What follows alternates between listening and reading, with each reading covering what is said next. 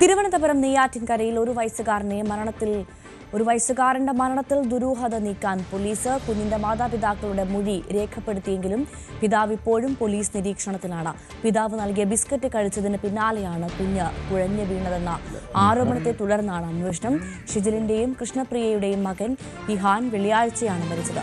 കേസിൽ ഫോറൻസിക് ഫലം നിർണായകമാകും. അരുൺ മോഹനുണ്ട് വിവരങ്ങളുമായി ചേരുന്നു. അരുൺ, അച്ഛൻ ഇപ്പോഴും പോലീസ് കസ്റ്റഡിയിലാണ്. അച്ഛന് ഈ കേസുമായി ബന്ധപ്പെട്ട് എന്തെങ്കിലും പങ്കുണ്ട് എന്ന് ഈ ഘട്ടത്തിൽ ഉറപ്പിക്കാമോ? എന്താണ് പോലീസ് പറയുന്നത്? ഈ കുഞ്ഞിൻ്റെ പോസ്റ്റ്മോർട്ടം നടപടികൾ, അതിൻ്റെ റിപ്പോർട്ട് പുറത്തു വന്നാൽ മാത്രമേ എന്താണ് സംഭവിച്ചത് എന്ന് മനസ്സിലാക്കാൻ സാധിക്കുള്ളൂ, അല്ലേ? അത് തന്നെയാണ് ഭവ്യ സ്ഥിതിവിശേഷം. കാരണം പോസ്റ്റ്മോർട്ടം വന്നാൽ മാത്രമേ ഇതിന്റെ ഒരു വ്യക്തത വരൂ എന്നുള്ള നിലപാടിൽ തന്നെയാണ് പോലീസ് നിൽക്കുന്നത്. എന്നാലും ഇപ്പോഴും ഈ കുട്ടിയുടെ അച്ഛൻ പോലീസ് നിരീക്ഷണത്തിലാണെന്നും പോലീസ് പറയാതെ പറയുന്നുണ്ട്.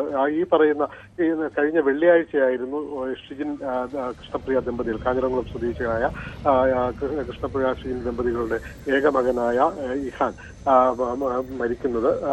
നമുക്ക് മനസ്സിലാക്കാൻ കഴിയുന്നത് കുട്ടിക്ക് ബിസ്ക്കറ്റ്, ആദ്യം നമ്മൾ മനസ്സിലാക്കുന്നത് കുഴഞ്ഞു വീണ് മരിക്കുകയായിരുന്നു എന്നുള്ളതാണ്. പക്ഷെ പിന്നെ അറിയുന്നു കുട്ടിക്ക് അച്ഛൻ നൽകിയ ബിസ്ക്കറ്റ് കഴിച്ചതിന് ശേഷം ഉണ്ടായ ബുദ്ധിമുട്ട് നേരിടുന്നു. കുട്ടിക്ക് നിരയും പതയും വരുന്നു. അതിനുശേഷം മുഖത്ത് നിറവ്യത്യാസം വരുന്നു. തുടർന്ന് നെയ്യാറ്റിൻകര ആശുപത്രിയിൽ എങ്കിലും കൂടുതൽ ചികിത്സയ്ക്ക് തിരുവനന്തപുരത്ത് മെഡിക്കൽ കോളേജിൽ എത്തിയപ്പോഴായിരുന്നു കുട്ടിയുടെ മരണം സ്ഥിരീകരിക്കുന്നതാണ് നമുക്ക് മനസ്സിലാക്കാൻ കഴിഞ്ഞത്.